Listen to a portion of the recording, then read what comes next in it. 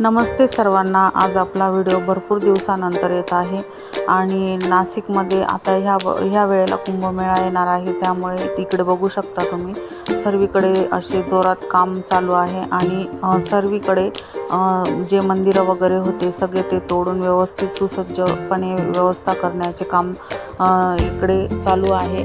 आणि कुंभमेळा हा 12 वर्षातून येत असतो, सर्वांना माहिती नसेल म्हणून मी त्यासाठी सांगत आहे की कुंभमेळ्याची ह्या वेळेसची पर्वणी जी आहे ती नाशिकमध्ये आहे आणि मंदिरं वगैरे किंवा जे साधू संत येतील त्यांना कुठलीही गैरसोय होऊ नये, भावी भक्तांनाही कुठली गैरसोय होऊ नये, त्यामुळे हे सर्व काम असं सुसज्ज करण्याचे काम चालू आहे।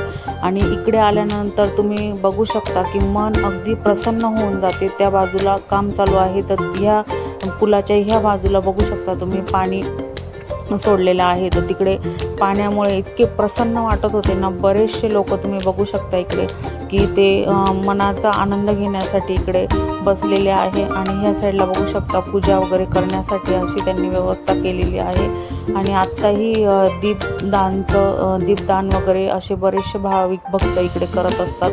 आणि जेव्हा आपण त्या पाण्याच्या तिथे जाऊन बसतो ना, तर तेव्हा इतकं भारी वाटतं ना, मनाला इतकी शांतता वाटते। आणि ह्या पाण्यामध्ये मी फर्स्ट टाईम बघितले की मासे होते, मला इतकं भारी वाटलं तिकडे गेल्यानंतर, कारण नेहमी जेव्हा आम्ही जायचो तेव्हा कधीही मला मासे दिसले नव्हते, पण यावेळेला जेव्हा मासे दिसले तेव्हा मन इतकं, म्हणजे ते प्रत्यक्षात बघताना किती वेळ बघत राहावा असं वाटत होतं, इतकं मनाला म्हणजे शब्दात व्यक्त नाही करू शकत, एवढं भारी वाटत होतं। तुम्हीही त्याचा